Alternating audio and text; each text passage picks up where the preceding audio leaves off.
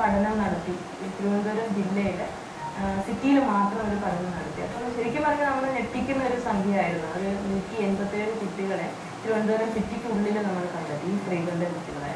ഇത്രയും കുട്ടികളെ എങ്ങനെയാണ് റീഹാബിലിറ്റ് ചെയ്യുന്നതെന്നൊരു വലിയ പ്രശ്നമായിരുന്നു. ഇങ്ങനെ പലതരത്തിൽ അവരെ കാറ്റഗറൈസ് ചെയ്തു. ഏറ്റവും നീഡി എന്ന് തോന്നുന്ന ഒരു 37 കുട്ടികളെ നമ്മൾ സെന്ററുകളിൽ പ്ലേസ് ചെയ്യാൻ തീരുമാനിച്ചു. അങ്ങനെ സെന്ററുകൾ അന്വേഷിച്ച് പോകുമ്പോഴാണ് നമ്മൾ ഒരു കാര്യം മനസ്സിലാക്കുന്നത്, ഈ അമ്മമാരുടെ കുട്ടികളെ നിർത്താൻ ഈ സെന്റേഴ്സ് തയ്യാറില്ല. അത് ആ സ്ഥാപനത്തിന്റെ റെപ്യൂട്ടേഷനെ ബാധിക്കും, ഈ അമ്മമാരുടെ കുട്ടികളെ കാണാൻ ചെല്ലും. അപ്പം നമ്മുടെ ഒരു ഗ്രൂപ്പിനെ സംബന്ധിച്ച് ഈ സ്ത്രീകൾക്ക് അവരെ മദർഹുഡ് എന്ന് പറയുന്ന അവരുടെ ഒരു റൈറ്റ് ഉണ്ട്, ഹ്യൂമൻ റൈറ്റ്സ് ഉണ്ട്. ഇതിനെല്ലാം ഹരിച്ചുകൊണ്ടൊന്നും ചെയ്യാൻ പറ്റില്ല. ആ സമയത്ത് ഞങ്ങൾ രണ്ടുപേരും ഒന്നിച്ച്, ഞാനും അനിലും ഒന്നിച്ച് ജീവിക്കാൻ തുടങ്ങി. കുട്ടികൾക്കും അമ്മയ്ക്കും അവർക്കൊരു വിശ്വാസം വരുന്നതിന് വേണ്ടി നമ്മുടെ കൂടെ കുട്ടികളെ കുറച്ച് നാൾ താമസിപ്പിച്ച് അവർക്കൊരു പേഴ്സണൽ ഹൈജീൻ, അവരുടെ ഒരു എഡ്യൂക്കേഷനും ഒരു പ്രാഥമികമായ കാര്യങ്ങളെല്ലാം ചെയ്തിട്ട് കുട്ടികളെ പ്ലേസ് ചെയ്യാനുള്ള തരത്തിലാണ് നമ്മൾ തുടങ്ങുന്നത്. അതൊരു 2000-ലാണ് ഞാനും എൻ്റെ ഒന്നിച്ച് താമസിച്ചുകൊണ്ട്. ഒരിക്കലും നമ്മളൊരു സ്ഥാപനം എന്നുള്ള തരത്തിൽ ആലോചിച്ചിട്ടില്ല. പക്ഷെ കാലക്രമേണ അത് ജില്ല എന്ന് പറഞ്ഞൊരു സ്ഥാപനമായി മാറുകയാണ് ചെയ്തത്. ഇപ്പോഴും നമ്മൾ ആ പഴയ കാര്യങ്ങൾ ചെയ്യുന്നുണ്ട്. ഒരു സ്ഥാപനത്തിൽ നിൽക്കാൻ പറ്റുന്ന കുട്ടികളെ ആ സ്ഥാപനത്തിൽ നിർത്തുകയും അമ്മയ്ക്കും കുട്ടിക്കും പറ്റില്ല എന്ന് തോന്നുന്ന കുട്ടികളെ ഞങ്ങളോടൊപ്പം താമസിക്കുകയാണ് ഇപ്പോൾ ചെയ്യുന്നത്. കഴിഞ്ഞ 12 വർഷമായിട്ട് 15ഓളം കുട്ടികൾ എൻ്റെ കൂടെ ഇപ്പോൾ താമസിക്കുന്നുണ്ട്. ഒരു 3 വയസ്സ് മുതൽ 17 വയസ്സ് വരെയാണ് കുട്ടികൾ.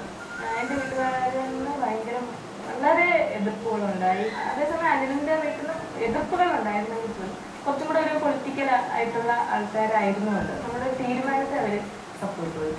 പ്രത്യേകിച്ചും അനിലിൻ്റെ അമ്മയുടെ സപ്പോർട്ട് നമുക്ക് വളരെയധികം ഉണ്ടായിരുന്നു ഈ സ്ഥാപനം നടത്തിക്കൊണ്ട് പോകുന്നതിനൊക്കെ. നമ്മളെ സംബന്ധിച്ച് കുട്ടികൾക്ക് ഒരു കുട്ടിക്കാലം ഒരാളുടെ ജീവിതത്തിൽ പ്രധാനമാണ്. സന്തോഷമുള്ളൊരു കുട്ടിക്കാലം ഉണ്ടാവുക, കളിച്ച് സന്തോഷിക്കാനുള്ളൊരു ഇതുണ്ടാവുക, അതേസമയം ഒരു കുടുംബത്തിന്റെ അന്തരീക്ഷം ഉണ്ടാവുക. ഇതാണ് നമ്മൾ ചെയ്യാൻ ശ്രമിക്കുന്നത്. സാധാരണ ഗവൺമെന്റ് സ്കൂളിൽ വീട്ടിൽ നിന്ന് പോയി പഠിക്കുന്ന രീതിയിലാണ് ഇപ്പോഴും ചെയ്യുന്നത്. കൂടാതെ നമ്മൾ നമ്മുടെ വീട്ടിൽ ഒരു ഹോം ടീച്ചർ ഉണ്ടാവും കുട്ടികളോടൊപ്പം ഇരിക്കാനായിട്ട്.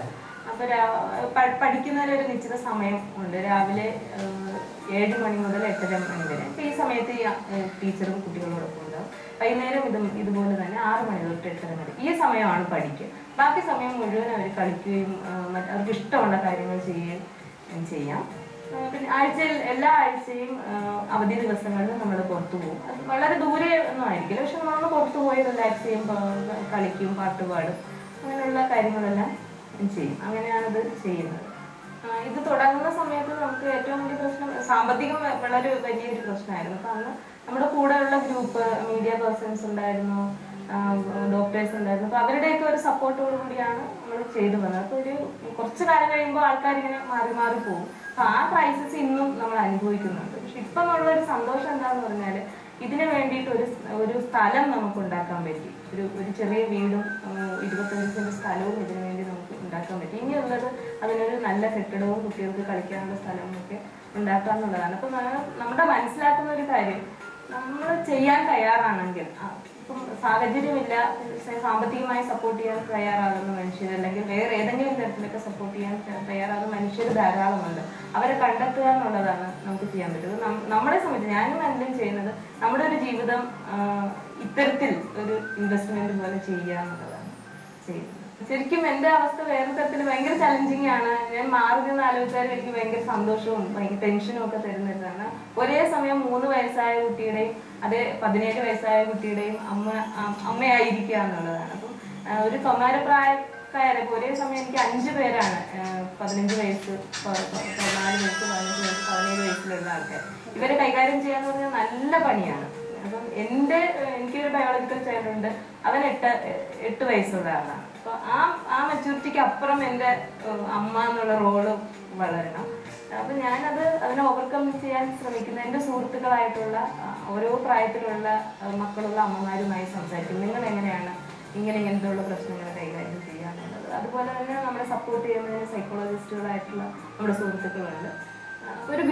ഒരു കൂട്ടമായിട്ടാണ് നമ്മളതിനെ മാനേജ് ചെയ്യുന്നത്. ഞങ്ങൾ ഇത് തുടങ്ങി ഒരു 2 വർഷത്തിന് ശേഷമാണ് ഒരു ബയോളജിക്കൽ ചൈൽഡ് വേണമെന്ന് എനിക്ക് തോന്നി. പേഴ്സണലി എനിക്ക് തോന്നി. എനിക്ക് അതൊന്ന് എക്സ്പീരിയൻസ് ചെയ്യണമെന്ന് തോന്നി. ഇപ്പൊ 2 വർഷത്തിന് ശേഷം എനിക്കൊരു മകനുണ്ട്. അവനും ഇവരുടെ കൂടെ തന്നെയാണ് വളരുന്നത്.